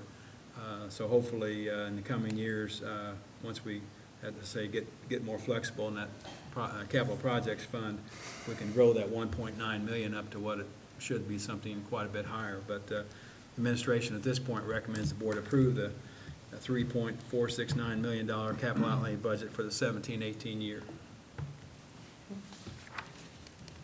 Is there a motion to approve the capital outlay? I'll move to move the capital. Deborah made the motion. I'll second. Discussion? Please vote. Yes. Yes. Yes. Yes. Yes. Yes. Yes. Okay, that motion passes. Thank you. Thank you. Authorized sale of modular trailers. Almost a year ago, the board approved the surplus of the trailers at modular trailers at McKinley. And we put the bid out on the street. Dave made some calls. We were hoping we were going to have a lot more bids than we received.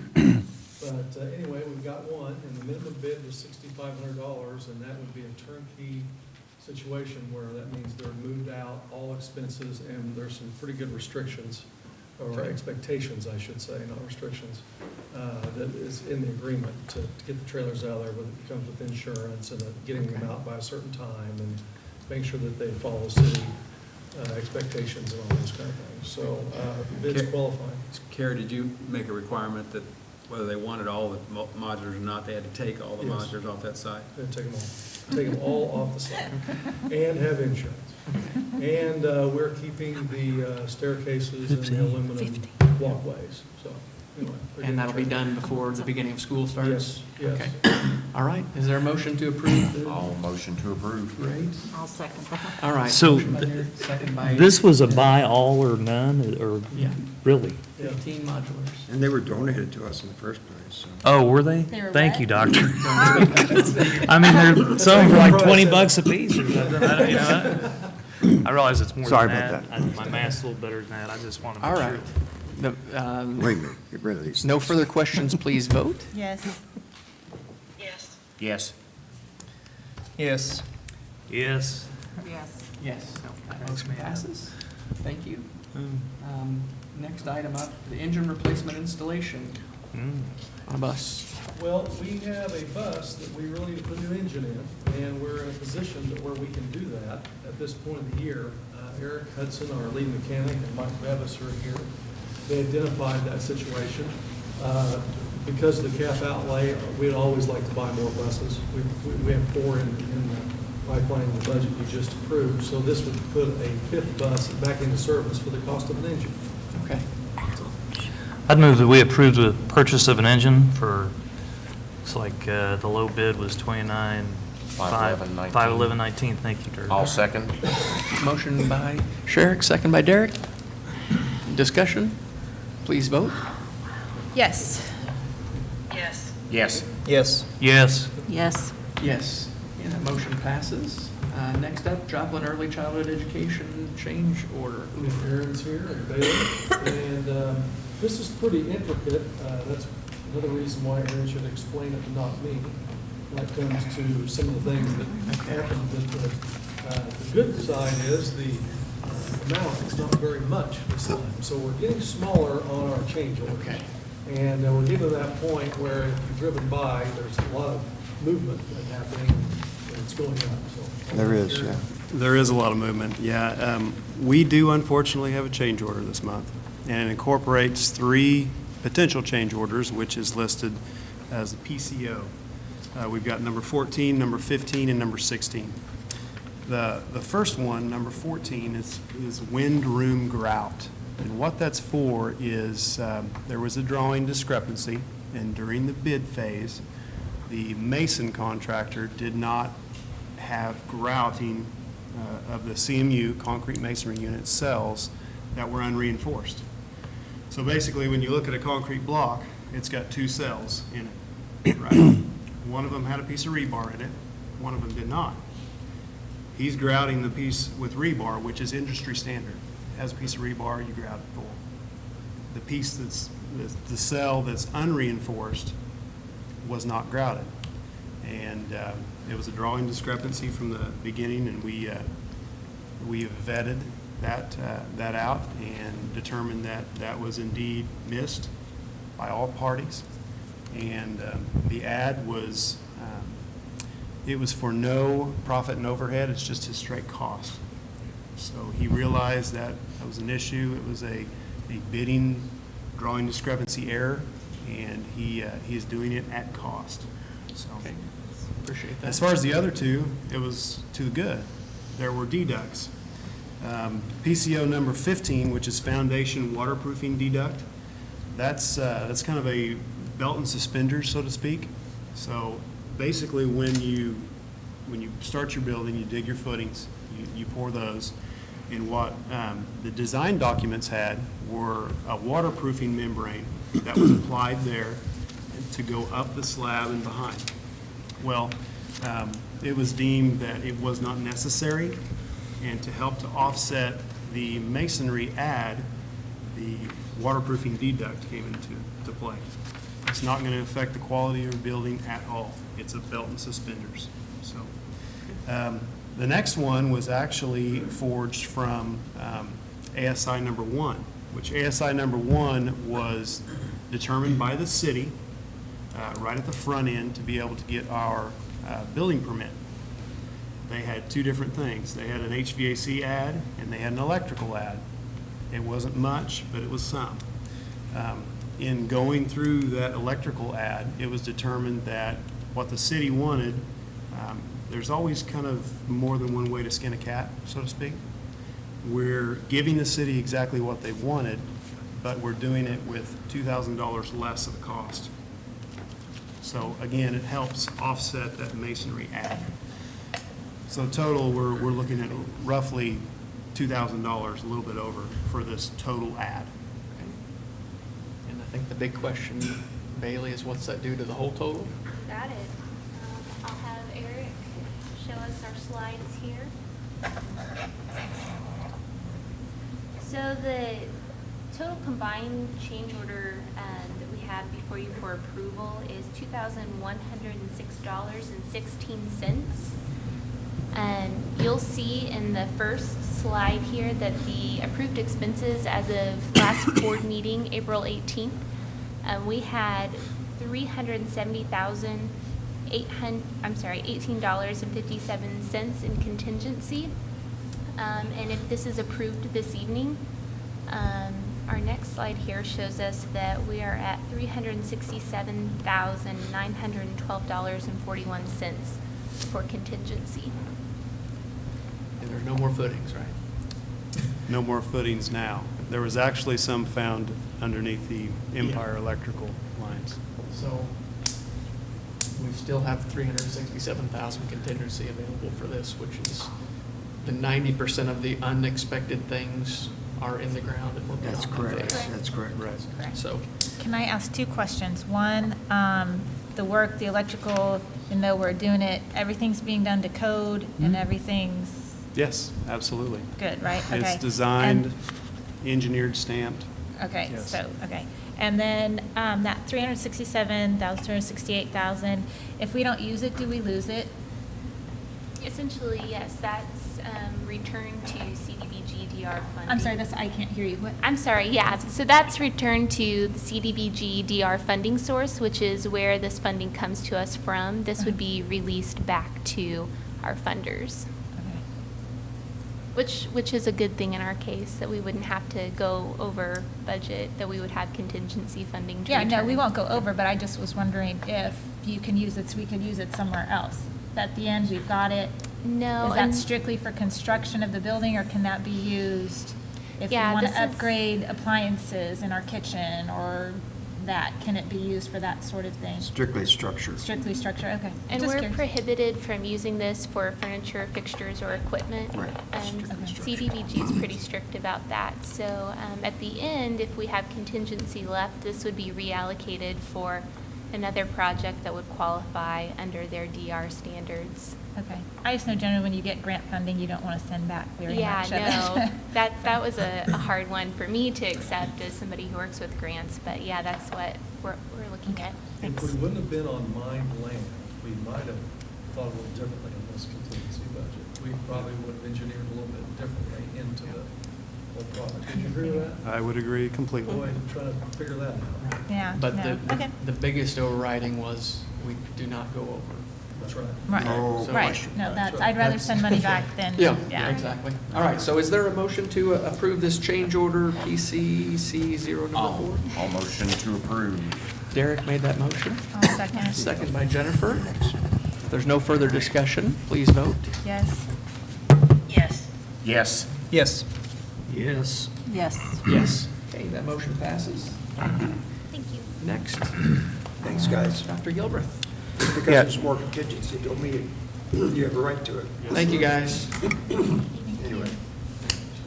Yeah, this next item is the NWEA, which is the progress monitoring tool. This is the third year of a three-year contract that the district has with NWEA to use this as the adaptive progress monitoring test that we use to benchmark kids and then to progress, or to check progress over time throughout the course of the year. So this is the third year. We're asking to I'd move that we approve the third year of that agreement. I'll second. Sherrick and Derek, any comments, questions? I have one. No, you look at I me. have Yeah. one. The good news is the state of Missouri is looking at adopting the NWEA as their own assessment. That's correct. So if they do that, then we are 3 years ahead. So, good job. That is correct. Okay. And I do have a Eric's question. team is doing a good job with facilitating this as well, so. Jennifer? I do have a question. We, and correct me if I'm wrong, but, so I guess it's more of a statement that I want you to reply to. We are not testing first and second graders, is that correct? And did we not find another assessment for 12th graders? Because I mean, by the time they give this, the kids have already applied to college. That's correct, We're yeah. using the ACT as an indicator Right. for them, So- right? Some teachers have opted to, been asking some questions about that, because that was asked of me.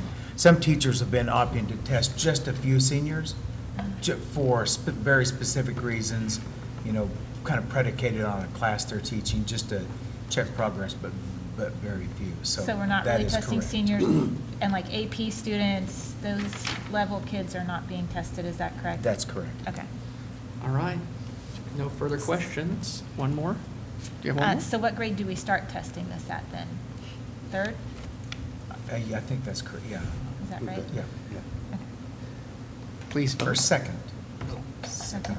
No, some of them use. Maybe- Some of them use it for, second. it's on a limited, Follow-up. Yeah. it's on a limited basis, but. Shoot us we an will get email you- so we know. Yeah. And because after next year, we'll have to think about, do we continue? Yeah. and- Well, because I think that's Yeah. where we're questioning the appropriateness of certain grade levels doing it, how accurate it was, because are they just Right. pushing buttons on the Right. computer? Do they really comprehend? Is Absolutely. it really a reflection Yeah. of where they're at? So, all right. Okay, so please vote. Yes. Yes. Yes. Yes. Yes. Yes. Yes. Okay, that motion passes. Next item is number 14, Edgenuity online course. Dr. Gill? Okay, and so the Edgenuity course that we're looking at adding will replace what's called the A+ program now, which is the credit recovery. And it's kind of run its course, the current program that they use now. The thing about Edgenuity will have so many more benefits for the entire district, in that it will also be used as credit recovery. It can be used as credit recovery throughout the year, also for summer school, and it can be used for differentiating instruction for some special ed kids in high school who are earning credit, who otherwise have a difficult time earning credit. This is an incredible opportunity for them to, as they are not able to go out into a specific class, they are able to look to get online, do this class obviously with their teacher, earn credit, earn real credit, complete the class, and move on. That's another benefit there. This also, Edgenuity also ties with NWEA, and it looks at the RIT score, and it gives specific things that teachers can give to kids to help improve some of those. So the two programs do go together. That there's also, there's a lot of things that are good about Edgenuity. The group at the high school that looked at it really hard, they looked at several programs, and this one is the least expensive, but is as good as any of them. This also, just to kind of give you an idea about this can give kids at the high school an opportunity to take a class that they couldn't otherwise take, or that is not offered, like Chinese. And they can get college credit, or high school credit for this. It is approved by NCAA and Advanced Ed, and so it also has some long-range things that are good about it as well. There's some homeschooling components that we could use with this, homebound components. There's all kinds of things that we can use with this. And the greatest news of all, Paul has done some digging, and several of the things that we've taken off the plate and not renewing A+ program and not renewing several other things has brought down the cost of this program significantly for us. So I truly believe that this program has great potential to give the other thing that it does, so I want to make sure I cover everything. It will also give high school students the opportunity to complete an online course, which college and career readiness, that's kind of becoming a thing. We can get ahead of a whole lot of some of the things that are coming our way in this whole idea of college and career readiness, because the idea that students are eventually going to gear up and have to take online courses when they get to college. This will be a great opportunity for them to do that, to complete a course, to complete a real course and earn real credit that is approved by NCAA and Advanced Ed. And as I said, there's several other things that we're looking at using this for. We can enroll virtually the entire district in it. Now, students that can earn credit, it's limited to like the high school kids, actually 8 through 12. But as I said, there are advanced classes, the AP classes, there are classes that may not be offered. It also will replace the personal finance. That's been one of the things that the personal finance class that is embedded in this program is better than what they're currently using. And it also, they can do that. That could be one of the classes that they take online. They earn credit. And so anyhow, if you have questions about that, please let me know. The big question is this a one-year commitment It's with a 3-year options for commitment. 2 and 3? It is, it's a 1 year. I mean, it's a 3-year thing. A 3-year And offer. we've been told that, okay, if this doesn't work out and we want out of this. We can opt They out. said it's a 3-year commitment, but you can opt out of it at any time. Can I ask, and I don't mean to put you on the spot, but how many students do we have that participate in this program? In the In the high BBL, school? 237. Okay, so the cost of this program, what would we gain if we put that money into classroom teaching and these kids didn't have to do online classes? I mean, like, you know what I mean? Okay, Because so- you're talking credit, I'm talking credit recovery. Right. And the kids who are not passing the classes, what, if we took some of that money and put it into the classroom? And I've been asked this by a teacher. Right. I think that what you would find in this particular instance, I really believe that what you would find is what you would have to do to reach the kids that this is going to help would be to hire more than just a few teachers. And this doesn't cost what one teacher costs. 37,000. No, I'm thinking, and I believe what they were talking about was textbooks and getting them the materials that they need to teach. Like, and one of the things at the high school is the time, some of the other, maybe not activities, but maybe like the transitions class, that sort of stuff that takes away from academic time. What if we put that time back into the classroom so the teachers are spending that time with the kids instead of having to offer the credit recovery? You know, The credit recovery that he's I- talking about a lot Or is is that done different? before, after school, or for certain kids right in the middle of the day. So for instance, we will get kids in that come in the middle of a semester, for instance. Yeah. And we have a hard time matching a schedule up, Okay. so we'll put them in with a teacher that monitors them. And that teacher may have 25 kids in the class, and they may be working on 25 different subjects. Uh-huh. And they can do it online, or they can do it through the program itself. So I guess the outreach is so much more with this kind of product than we would get with even one more teacher, unfortunately. Yeah. Because one teacher typically, we try to have their caseload around 90 to 120 students. So, And- and you start talking about one teacher with 237 students, with all the flexibility and differences of kids coming in and things that this needs, it just gives us an opportunity to take care of at-risk students, take care of students who want to work ahead, take care of students who come in from different schools at different times, from California, 3 weeks into September, because they maybe only missed 1 or 2 weeks in California, but they missed a month for us, till the first semester's over. There's just a myriad of opportunities here.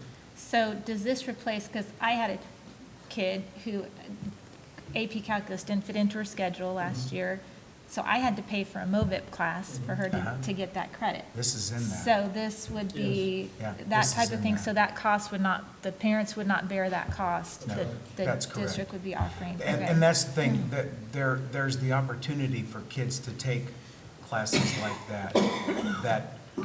that just otherwise won't fit into their schedule. Mhm, You know, and like I said, the credit recovery that takes place during the summer school, and it can happen at night. Flex program uses it, Night Flex uses it, EPL uses it. It can be used during summer school, the summer school curriculum. Okay. It's fairly powerful, and the other thing too is this, as we look at this, where things are going with this whole thing of online classes and the way that's moving and losing out on opportunities, that because there are going to be places that are going to start providing those things, and we can lose students to that. Now, do we collect ADA for those? That is absolutely, the home school, absolutely. Okay. So as I said, there are all kinds of opportunities for this, if it goes well. That we wouldn't have if we That's hired a absolutely teacher. correct, yeah. So- And to be perfectly honest with you, If I didn't strongly believe in this, I would, All right. I would not be behind it, so, but I am behind it because I think there are, I know that the high school has done due diligence in trying to really look at how they can influence kids and reach kids that really do need help in different avenues that right now, for whatever reason, we're not reaching them. So I do think it has some great potential. And I give Steve and his high school, you had a group project before, Yes, have a group credit for looking at, as they looked at this product and gravitated toward it, they looked internally at what the programs they had, as Steve said, that about $20,000 or more for what they had that they're willing to leave behind to take on this new program and recycle that budget to help pay for this. That's not always done in education. As tighter things get, our Use it or staff, lose it. Yeah. our staff is looking at things they can leave behind as they take on new. That's good. So kudos to that effort. All right. Yeah. Appreciate it. Okay, all right. No further I know from an educator's perspective, this is the Cadillac version compared to the Pinto of A+. So Absolutely. Absolutely. Do you want to make that a motion to approve? I will motion that we approve the purchase of Edgenuity. I'll second. All right. Motion by Brent, second by Derek. Please vote. Steve's recommendation is good for me, yes. Yes. Yes. Yes. Yes. Yes. Okay, that passes. Last item, Dr. Kinkle. Yes. You read it, her Yes. phone died, so that was her that whistled here a second ago. That's her. All right. She's going to bed. Tell everyone good night. Okay, we have one more item that we want to put in front of you, and I'm going to let Rick Kinkle talk about it. Rick's worked hard to make sure that we can continue to improve our processes and allow parents opportunity to be able to access things in one-stop shop type fashion, so I'll let him explain it. All righty. This agreement is to allow us to, again, use the current software that we just purchased. So it's kind of as we transition into this new software, gives us a perfect storm to, number one complaint I hear from some of the parents is the administrative fee that's charged by the credit card service company. So what I would like to do to increase participation in our online payment system, reduce our cash handling systems in our operations, would be to absorb the 5% transaction fee that the parents currently are paying, the district would pay. One way to accomplish that would be to raise our lunch prices by 5 cents, which sounds like a lot, and it is a lot to most parents, but it is also a requirement via our USDA that we meet paid lunch equity. So usually in July, I bring a lunch price action item to the board, so that will encompass this 5-cent increase in lunch prices to meet USDA requirements. And I think our parents will also see a huge benefit from not paying that transaction fee. So we're going to raise anyways. We have to Raise- anyway. But then we we're gonna can have to absorb raise our that. prices Okay. anyway due to the Oh. USDA requirements. All right. But this is one way we can offset the parent expense by providing online payments for free, notifications like email notifications if their child's lunch account balance gets below a certain level. Currently, that's free, but I think as soon as the parent uses the current model and they hit that roadblock of paying a 4.5% transaction fee, they stop using the system. Yeah. Where I think if we encompass that fee, I can see larger growth in maybe notification systems being used, our negative account balances within the district would, we'll be monitoring that to see if, they will reduce in the future versus increase. Sounds like a good plan. I believe so. Anybody like to, I'll move that we approve the signature of the school cafe service agreement. I'll second. all right, motion by Jennifer, second by Derek. please vote. Yes. Yes. Yes. Yes. Yes. Yes, that passes. Thank you, Rick. Thank you, Appreciate Rick. it. Thank you for the extra effort and the creativity. Last item, pluses and deltas. Okay, as you looked at tonight, you start at 6 o'clock. That's the delta? I mean, 5:30, you start at 5:30, but then the meeting started at 6. Is that a plus or a delta? It ran a little long, but I think everybody had an opportunity to thoroughly talk about the most important. It was a heavy agenda. It was I a knew most it would- important Very heavy on the agenda. I knew Very it heavy. would be a long meeting, yeah. You okay with it? A plus? Okay. It was a lot. But we had good discussion. Yeah, yeah. I think, No, I think so. I agree. I can feel good about I feel good Yeah. about that. the way I voted on things. I felt like I had everything I needed to make my decision. I thought the middle school presentation was kind of a nice reminder that that's the way we should approach a lot of things as far as being that thorough. With our athletics, with our fine arts, with our classes, with our students, the RTI. I thought that was, and I think going back about 4 or 5 times, they went back and revisited it. So I thought it was tough. Anyway, that's me. Any other plus deltas? All right. Okay. Hearing nothing else, who would like a motion to adjourn? I will motion to adjourn. I will second All right, that. motion by Derek, second by Jennifer, please vote. Yes. Yes. Yes. Yes. Yes. Yes, that passes. Has there ever been a no vote to that? I think it Not on didn't that go one. long enough. On this board. There's been some weird ones, but My belly was rumbling on Friday.